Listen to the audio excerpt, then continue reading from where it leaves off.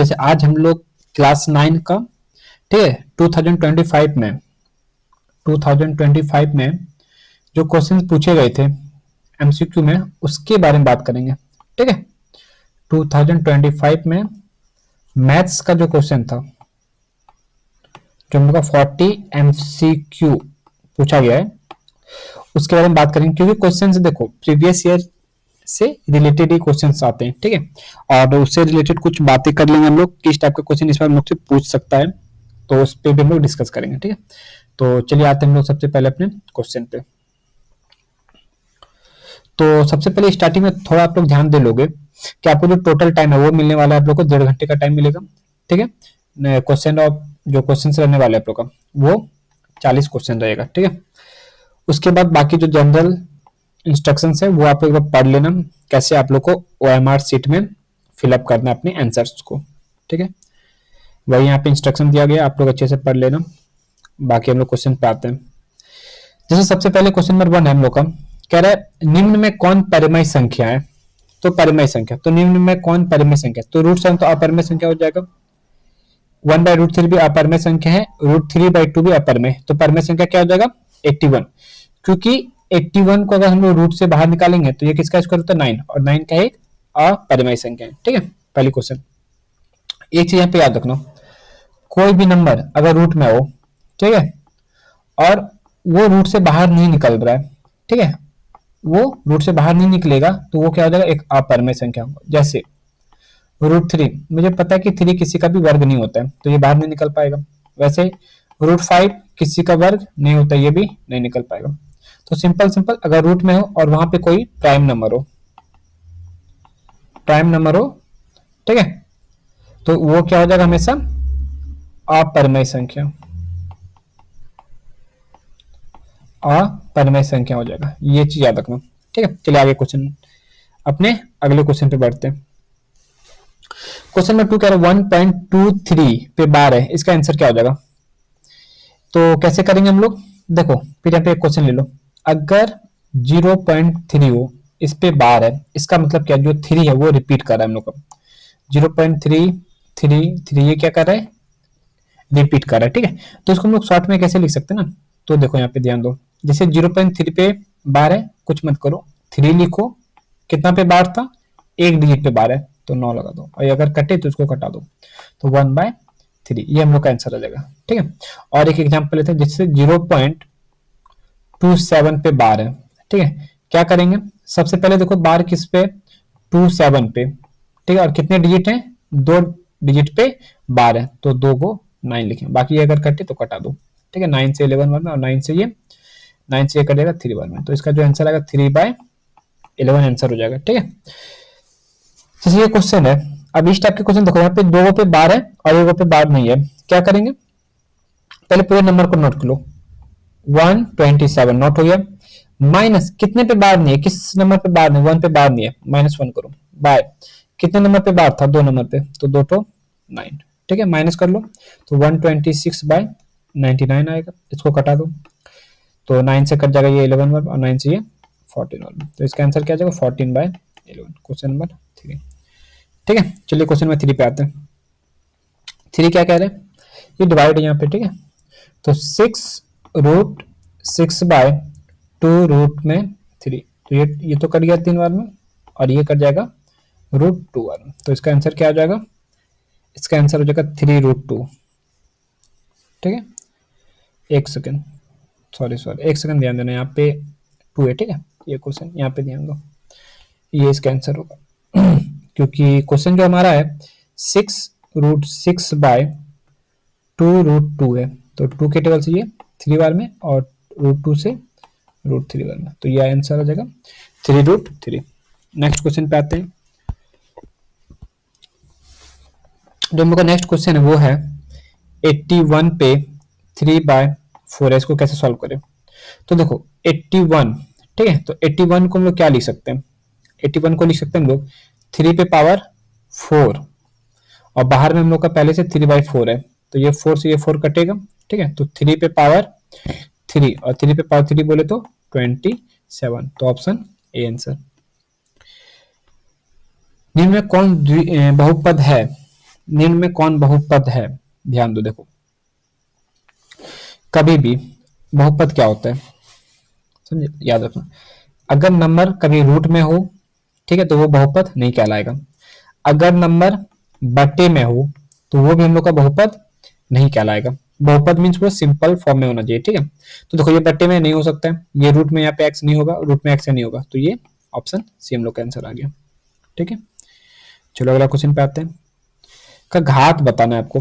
घात बोले तो पावर, कितना पावर होगा, जैसे 2x पे पावर 2 प्लस 4x। अगर हम इस नंबर का घात पूछे तो जो मैक्सिमम नंबर ऑफ पावर है क्या है, 2 है, तो इसका घात 2 हो जाएगा। अगर क्वेश्चन का बात करें, इसको सॉल्व करना होगा पहले, ठीक है। यहाँ पे आते हैं, सॉल्व करते हैं। जैसे क्वेश्चन दिया हुआ है यहाँ पे x पे पावर 3 2 प्लस 3 x पे पावर 2, पहले इसको सॉल्व कर लो, मल्टीप्लाई करो इससे इसको, तो हो जाएगा 2x पे पावर 3 प्लस, अगर इसको इससे मल्टीप्लाई करते हैं क्या आ जाएगा, 3x पे पावर 5। तो मैक्सिमम नंबर ऑफ क्या आ गया, 5, तो हम लोग का यहाँ पे घात 5 हो जाएगा। नेक्स्ट क्वेश्चन पे आते हैं। भाग देने पर शेषफल क्या आएगा। कभी भी इस टाइप का क्वेश्चन है ना, तो क्या करेंगे हम लोग, x प्लस 1 इक्वल टू 0 लगाओ, यहाँ पे जो वैल्यू है उसको 0 के बराबर कर दो, तो x का वैल्यू यहाँ से निकल जाएगा -1। अब इस x का वैल्यू को यहाँ पे पुट करो, तो क्या हो जाएगा, देखो 4 इंटू -1 प्लस 3 इंटू -1 का होल स्क्वायर प्लस 1, तो ये हो जाएगा, तो -4 प्लस 3 प्लस 1, तो -4 और इधर भी 4, ये तो 0 आ गया, तो इसका आंसर क्या आ जाएगा, 0, ठीक है। अगला पे आते हैं। गुणनखंड करना है हम लोग को, चलिए आके देखते हैं। तो x पे पावर 2 माइनस एक्स पे पावर 2 माइनस 5x प्लस 6। गुणनखंड में क्या करते हैं, यहाँ वाले नंबर को और इसको मल्टीप्लाई करते हैं, तो मल्टीप्लाई करेंगे तो 6 आ जाएगा, तो x पे पावर 2, अब 6 आ गया। अब इसको दो भाग में ऐसे तोड़ना है कि मल्टीप्लाई करने पे तो 6 आ जाए और जोड़ने या घटाने पे मेरा 5 आ जाए, तो इसको हम लोग लिख सकते हैं 2 और 3, तो इसको लिख सकते हैं माइनस में 2x और माइनस में 3x प्लस 6। अब इन दोनों में क्या कॉमन आ रहा है, देख लो x कॉमन आ रहा है, यहाँ पे क्या बचेगा x माइनस 2, इन दोनों में क्या कॉमन आ रहा है -3, तो यहाँ भी बच जाएगा x माइनस 2।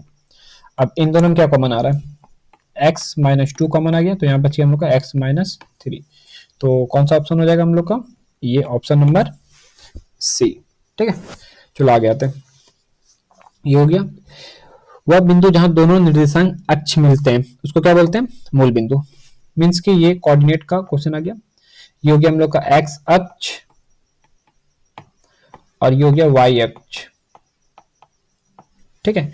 तो ये दोनों जहां पे मिलता है इसको क्या बोलते हैं हम लोग, मूल बिंदु, मूल बिंदु बोलेंगे, ठीक है। तो क्वेश्चन नंबर 9 खत्म।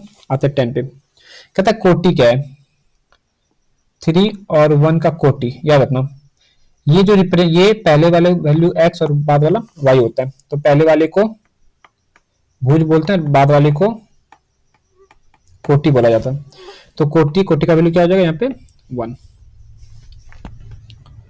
रेखिक समीकरण, कौन रेखिक समीकरण, रेखिक समीकरण मतलब सिंपल सा, जो x पे पावर 1 हो, ठीक है, मतलब कोई भी अचर का मान, वेरिएबल का मान क्या हो 1 हो, उसको बोलेंगे हम लोग रेखिक समीकरण। तो रेखिक में ये तो नहीं जाएगा, ये क्वाड्रेटिक है, देखो पावर 2 है तो ये भी नहीं होगा। अब इन दोनों में से देख लेते सॉल्व करके, तो इसको पहले अगर सॉल्व करेंगे हम लोग, रेखिक समीकरण है तो ये a plus B, a minus B का होल स्क्वायर में टूट जाएगा, ठीक है। देखो x प्लस 1 और ये x माइनस 1 इक्वल टू 0, तो इसका फॉर्मूला होता है a का स्क्वायर माइनस b का स्क्वायर इक्वल टू 0, तो x स्क्वायर इक्वल टू 1 हो जाएगा, तो x बराबर प्लस माइनस 1, ठीक है। और अगर यहाँ बात करें इसका, तो x माइनस 1 का होल स्क्वायर है, तो इसको हम लोग क्या लिख सकते हैं, इसको हम लोग लिख सकते हैं, इसको तोड़ लो पहले, तो जगह a का स्क्वायर प्लस b का square minus 2ab equal to x का स्क्वायर माइनस 2, ठीक है। ये दोनों तो कट जाएगा, तो ये हो जाएगा हम लोग का 2x माइनस में और प्लस 1, इधर माइनस है तो इधर आके प्लस 2 इक्वल टू 0 हो जाएगा, तो यहाँ से हो जाएगा हम लोग का माइनस में 2x और प्लस में 3 इक्वल टू 0, तो हम लोग का रेखिक जो बनेगा वो ऑप्शन डी रेखिक हो जाएगा, ठीक है। ये गलत है, ये गलत है हम लोग का। अगला आते हैं। कहते हैं x बराबर 3y, तो इस फॉर्म में abc का मान बताना है, ठीक है। तो x इक्वल टू दिया हुआ है 3y, इसको पहले इस फॉर्म में रिप्रेजेंट कर लो। तो x का वैल्यू सही है, इधर आएगा तो -3y, और चूंकि c का वैल्यू नहीं है तो 0 मान लेते इक्वल टू 0। तो यहाँ से a का जो वैल्यू निकलेगा, देखो x के साथ कोफिशिएंट क्या है, इसका गुणांक क्या है 1, b के साथ -3 और c का वैल्यू 0। तो a1 b -3 और c 0, ऑप्शन नंबर ए। ठीक है, चलो आगे बढ़ते हैं। हल, इसका हल क्या है, वैल्यू रख के देख लो, ऑप्शन से वैल्यू रख के देखते हैं क्या हल निकलता है। अगर x की जगह 2 रखे तो 5 इंटू 2 प्लस 3 इंटू 5, ये तो 10 प्लस 15 इक्वल टू 25, ये तो आ नहीं सकता, इक्वल टू में 4 आना चाहिए। ठीक है, दूसरा वैल्यू अगर रख के देखें तो ये भी नहीं आएगा, इसको रख के देखो, इसको रख के देखते, चलो आ जाओ। तो 5 इंटू -1 प्लस 3 इंटू 3, तो जगह -5 प्लस 9, सॉल्व करने पे 4 आ रहा है, तो ऑप्शन नंबर सी सही हो जाएगा हम लोग को। R1 के समांतर होगा, देखो ये अगर हम लोग का ग्राफ हो गया, ठीक है, कहते हैं y बराबर 3, तो y बराबर 3 मतलब यहाँ पे जाएगा इस जगह, तो ये किसके समांतर होगा, तो ये हम लोग का x अक्ष जो होगा, ये x अक्ष के समांतर होगा। ठीक है, ये ऑप्शन गलत है, ऑप्शन ए। अगर कहता है कि y बराबर, अगर यहाँ पे x बराबर 3 होता तो हम लोग बोलते हैं कि इसके बराबर, y अक्ष के बराबर होगा। ठीक है, आगे बढ़ जाओ। कहता है एक बिंदु की विमाओं की संख्या, देखो एक बिंदु का कोई विमा नहीं होता, ठीक है, तो ऑप्शन ये गलत हो जाएगा। 60 डिग्री का संपूरक, संपूरक कौन क्या होता है, देखो संपूरक सप्लीमेंट्री, मतलब दो एंगल को जोड़ने पे 180 आना चाहिए। तो एक तो 65 दिया है, तो 180 में 65 माइनस कर दो, कितना हो जाएगा 5, 17 में चलेगा 11, तो क्या हो जाएगा ऑप्शन बी। यहाँ पे कहता है दी गई आकृति में पी क्यू और ये दोनों आपस में बराबर, दोनों आपस में समांतर है। ठीक है, एक्स का मान पूछा है, तो क्या कर सकते हैं हम लोग, ध्यान से देखो थोड़ा सा, देखो यहाँ पे ये यहाँ जेड बना रहा है, अगर ये 64 तो ये भी कितना होगा 64, और यहाँ पे देखो एक स्ट्रेट लाइन बना रहा है, एक सीधी रेखा बना रहा है, तो ये वाला एंगल, ये वाला एंगल, ये तीनों जोड़ने पे 180 आना चाहिए। तो एक्स का मान पूछा है, तो इन दोनों को जोड़ो पहले, 64 और 48, क्या जगह 12 का 2 हाथ में 1, 6 4 10 1 11, तो 180 में अगर हम 112 घटा दें, 10 में 2 गया 8, 7 में गया 6 कर गया, तो कितना आ जाएगा 68। ठीक है, यहाँ पे ध्यान दो, कहता है एक त्रिभुज है पी क्यू आर, एक त्रिभुज है, मान लो ये त्रिभुज हो गया, ठीक है, पी क्यू आर, एंगल जो है आर और पी का बराबर है, आर एंगल और पी एंगल बराबर है। अगर ये दोनों बराबर है तो इसके सामने ये वाली ये भुजा और ये भी आपस में बराबर होगा। क्यू से आर 8 दिया हुआ है, पी से आर 10 दिया हुआ है। कहता है पी क्यू का मान बताओ, अगर इसके सामने वाला एंगल और इसके सामने एंगल बराबर है तो ये भी साइड भी सेम होगा, तो इसका भी आंसर 8 ही हो जाएगा। ठीक है, त्रिभुज ए बी सी, एक त्रिभुज है, ठीक है, ए बी सी, कहता है एंगल बी बराबर सी, एंगल बी और बी सी बराबर, अगर तो इसके सामने वाला ये और इसके सामने ये बराबर होगा। ठीक है, बी 70 है, ये अगर 70 है तो ये भी 70 हो गया, और 70 40, तो ये कितना हो जाएगा 40, तो एंगल ए कितना निकल जाएगा हम लोग का 40। आ गया, कौन सा समूह त्रिभुज की 3 भुजाएं हो सकती है। देखो त्रिभुज की भुजाएं होने के लिए क्या कर सकते हैं हम लोग, कि जैसे एक त्रिभुज है, ठीक है, त्रिभुज है ए बी सी, मान लो ये साइड ए है, ये बी और ये सी मान लो, तो बाकी दो का जो सम होगा वो तीसरे से बड़ा होना चाहिए। ठीक है, ए प्लस बी सी बराबर होना चाहिए, बी प्लस सी ए से बड़ा होना चाहिए, और ए प्लस सी बी से बड़ा होना चाहिए। देख लो ट्राई करके, देखो अगर हम 1 प्लस 2 को ऐड करें 3 आएगा, लेकिन इससे बराबर 3 आ गया, बड़ा आना चाहिए था, नहीं होगा। 2 प्लस 4 करें तो तीसरे से बड़ा आना चाहिए, लेकिन ये इक्वल हो, ये भी नहीं हो पाएगा। ठीक है, 2 प्लस 4 करें तो तीसरे से बड़ा आना चाहिए, तो 6 आ रहा नहीं होगा, तो ऑप्शन नंबर डी ये फुलफिल करना चाहिए। ठीक है, 2 का सम तीसरे से बड़ा आना चाहिए, तो यहाँ देखो 11 हो रहा है, तीसरे से बड़ा है, इन दोनों को जोड़ो इससे बड़ा है, और इन दोनों को जोड़ोगे तो इससे बड़ा है। ठीक, आगे आ जाओ। कहते यदि एक त्रिभुज की कोई दो भुजा उसके अंतर्गत कौन दूसरे त्रिभुज की कोई है, मैं कह रहा है कोई त्रिभुज है ऐसे करके, ठीक है, दो त्रिभुज है, ये दोनों कौन बराबर है और ये एंगल यहाँ पे ये दोनों और ये बराबर, तो क्या हो जाएगा साइड एंगल साइड से, तो ये ऑप्शन इसमें आ जाएगा। एक बार का प्रत्येक कोण क्या होता है 90 डिग्री, क्या होगा 90 डिग्री। ठीक है, आगे आए तो विकर्ण, तो इसमें क्या हो जाएगा ना, ये हो जाएगा हम लोग का समलंब हो जाएगा, क्योंकि देखो कह रहा है विकर्ण बराबर नहीं होना चाहिए, हम लोग को पता है एक आयत में आमने सामने बराबर होता है, ठीक है, और इसका डायगोनल भी बराबर होता है। ऐसे एक वर्ग में, ऐसे एक वर्ग में चारों साइड बराबर और डायगोनल भी बराबर। समांतर चतुर्भुज में भी, पैरेललोग्राम में भी क्या होता है ना कि आमने सामने वाले बराबर होता है और डायगोनल भी बराबर होता है। ठीक है, तो समलंब चतुर्भुज इसका ऑप्शन हो जाएगा। एरिया 32 दिया हुआ है, त्रिभुज है, कह रहा है एक त्रिभुज की माध्यिका है, एक त्रिभुज है, ठीक है, मान लो ए बी सी, और ए डी इसकी माध्यिका है, मतलब ए डी इसको बीचों बीच में डिवाइड कर रहा है। ठीक है, पूरे का एरिया दिया हुआ है 32, कहता है ए डी सी इस वाले पार्ट का एरिया बताओ, तो आधा हो जाएगा ना, तो इसके आंसर क्या हो जाएगा 16। आकृति में समांतर चतुर्भुज इतना दिया हुआ है, देखो एक समांतर चतुर्भुज अगर दिया हो, ठीक है, उस पर ऊंचाई हो मान लो ए बी सी डी और ये ई हो गया, तो जो इसका एरिया का फॉर्मूला होता है बेस, आधार गुने ऊंचाई, तो आधार का काम कौन करेगा डी सी इंटू ऊंचाई का काम कौन करेगा ए ई, तो ये इसका आंसर होता है, मतलब इस टाइप का ये फॉर्मूला है। तो यहाँ ध्यान दो, देखो इसका अगर हम क्षेत्रफल का बात करें इस फिगर का, तो ए बी चलो आधार दिया हुआ है, बी एम, लेकिन बी एम इधर से अगर नहीं तो ये नहीं हो सकता है। अगर ऐसे होता ना कि ए बी और डी एल तो हम लोग ले सकते थे, ठीक है, या फिर ऐसे होता है कि डी ए और बी एम फिर हम लोग ले सकते थे, लेकिन ऐसे ये नहीं ले सकते। बी सी देखो बी सी ये लिया, इसमें तो ऊंचाई है ही नहीं, ये तो हो ही नहीं पाएगा। ए डी और डीएल, ए डी देखो ए डी और ए डी डीएल देखो दोनों तो एक ही साइड से, ए डी और डीएल एक ही साइड से, ये भी नहीं हो सकता, तो ऑप्शन ये बच गया। ठीक है, नेक्स्ट, तीन संरेखीय बिंदु से होकर कितनी वृत्त खींची जा सकती है, ये याद रखना एक।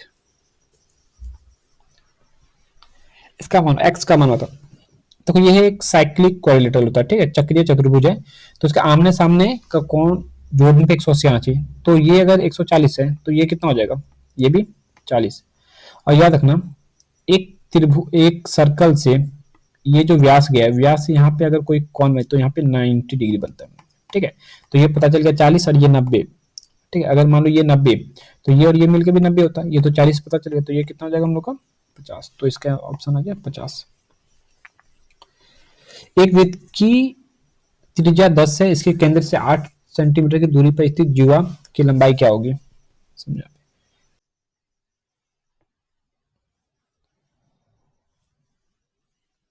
समझो अगर इसको हम लोग मान लो ये दिया हुआ है एक जीवा था, ठीक है, ये यहाँ से गया है जो कि दिया हुआ है 8 सेंटीमीटर, और ये रेडियस यहाँ से यहाँ 10 सेंटीमीटर, तो ये ध्यान दो ये 90 यहाँ बना रहा है, तो पाइथागोरस से परपेंडिकुलर पता है हम लोग को, लंब पता है और कर्ण पता है, तो आधार नहीं निकाल पाएंगे, ये आधार आराम से निकाल सकते हैं, तो आधार निकालने का फॉर्मूला होगा अंडर रूट कर्ण का स्क्वायर 10 का स्क्वायर माइनस लंब का स्क्वायर 8 का स्क्वायर, तो हो जाएगा यहाँ पे 100 माइनस 64, तो क्या निकल जाएगा यहाँ पे हम लोग का 36, और 36 बोले तो 6, लेकिन याद रखो 6 ये आधा निकला, यहाँ पे पूछा हम लोग से पूरे जीवा की लंबाई पूछा है, तो ये यहाँ से 6 और ये भी यहाँ से यहाँ 6, तो टोटल मिला के कितना हो जाएगा हम लोग का 12, ऑप्शन ये गलत है। ठीक है, चलिए आते अपने अगले क्वेश्चन पे, क्वेश्चन नंबर 29, कौन सा रचना संभव नहीं है, ध्यान दो 15 का मल्टीपल सिर्फ इसमें हम लोग बनाया जा सकता है, तो ये देखो 15 का आधा है, ये 45 का आधा है, ये तो होगा नहीं, और तो 25.5 डिग्री नहीं बना सकते हम लोग। ठीक, आगे आ जाओ, एक समद्विबाहु त्रिभुज, समद्विबाहु समकोण त्रिभुज, समद्विबाहु समकोण त्रिभुज मतलब जिसका दो भुजा बराबर है, ठीक है, और एरिया दिया है, तो त्रिभुज का क्षेत्रफल का फॉर्मूला क्या होता है, हाफ गुने आधार, ठीक है, बेस मान लेते हैं, और गुना ऊंचाई, ऊंचाई एच मान लेते हैं, बराबर दिया हुआ है 200, क्योंकि समद्विबाहु है, ठीक है, तो इसका जो आधार की लंबाई और जो ऊंचाई का लंबाई दोनों बराबर होगा, हाफ इंटू मान लो बेस, इसको भी बेस मान लो, बराबर 200, ठीक है। तो यहाँ जगह बी का स्क्वायर बराबर क्रॉस मल्टीप्लाई करेंगे तो उधर जाएगा 400, तो B equal to under root 400। तो बी क्या निकल जाएगा यहाँ से हम लोग का 20, तो ऑप्शन डी।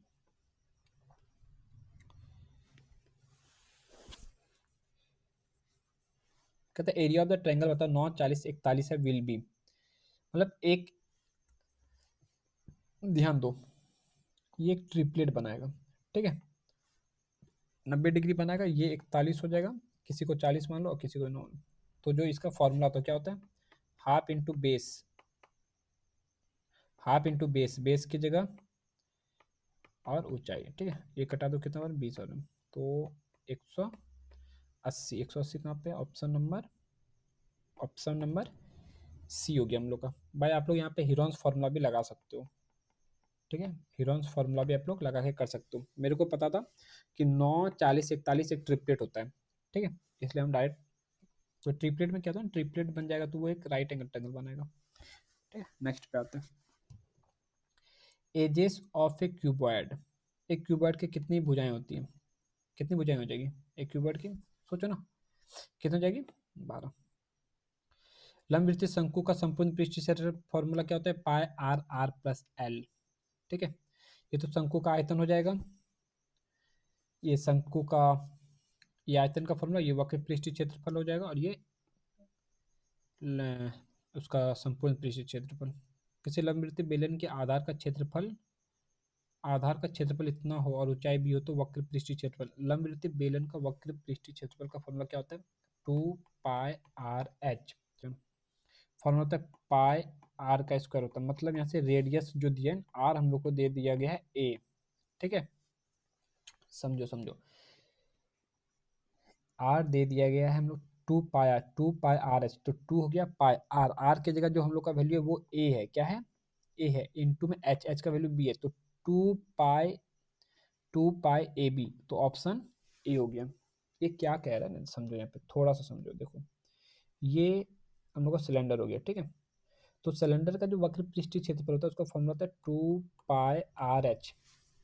हम लोग को एच तो दिया गया लेकिन आर का वैल्यू नहीं पता, लेकिन वो एक हिंट दिया है, नीचे में क्या होता है ना, एक सर्कल बनता है, और इस सर्कल का जो एरिया का फॉर्मूला होता है वो होता है पाई आर स्क्वायर, ठीक है। और पाई आर स्क्वायर हम लोग को दे दिया गया है, क्या दिया है यहाँ पे, पाई ए का स्क्वायर दिया है, तो पाई से पाई कटा, स्क्वायर से स्क्वायर कटा, तो आर का वैल्यू जो यहाँ पे ए है, ठीक है। तो थोड़ा ध्यान देना इस क्वेश्चन पे, स्टेप अच्छा क्वेश्चन था, ठीक है।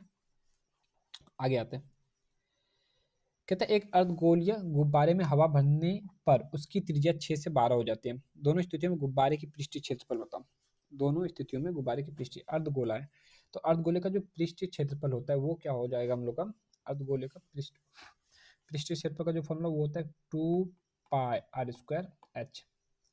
सॉरी एक सेकेंड, ये फॉर्मूला को क्या हो रहा है यार, एक सेकेंड रुक जाओ यार, एक सेकेंड, हाँ इसका जो फॉर्मूला जो वो क्या होगा 2πr², ठीक है, और बड़े वाले का 2 बड़े वाले आर का स्क्वायर, तो मान लो 2π से 2π खत्म, आर छोटा है तो 6 × 6, और बड़ा वाला का 12 × 12, तो 6 से 2 बार में और ये भी 6 से 2 बार में, तो 1/4 इसका आंसर हो जाएगा, ठीक है। आगे आ जाओ, आंकड़ों के अधिकतम मान और न्यूनतम मान के अंतर को क्या कहते हैं, परिसर, क्या कहते हैं, परिसर। वर्ग अंतराल इतना का वर्ग चिन्ह क्या, वर्ग चिन्ह कैसे निकालते हैं, वर्ग चिन्ह दोनों को ऐड करके बटे 2 कर दो, तो 9 9 18 का 8, हाथ में 1 2, और 228 को 2 से भाग देंगे तो 114 आ जाएगा। माध्यिक, माध्यिका, माध्यिका क्या, तो पहले इसको अरेंज करो अच्छे से, छोटा से बड़ा में इसको अरेंज कर लो पहले, तो अगर छोटा से बड़े में अरेंज करें हम लोग तो सबसे पहले 2, फिर 3, 2 3, 2 दो ठो है, ठीक है, 2 यहाँ भी है, तो 2 2 3 5, 2 2 3 5 हो गया, फिर 6 7 9 10 11, बीच में क्या आ रहा है देखो, 1 2 3 4 5 6 7 8 9 आ गया, तो इधर से 4 और इधर से 4 हट जाएगा, तो बीच में क्या आ गया 6, तो माध्यिका क्या हो जाएगा इसका 6। एक सिक्के को 100 बार उछालने पर चित 55 बार प्राप्त होता है, तो पट की प्रायिकता क्या है, देखो टोटल, जो टोटल आउटकम्स है, टोटल संभावित मान हम लोग का क्या है 100, 55 बार चित आ रहा है, तो पट कितना बार आएगा, 45 बार आएगा। कटा दो इसको, 9 से 20, तो ये हो गया। ठीक है,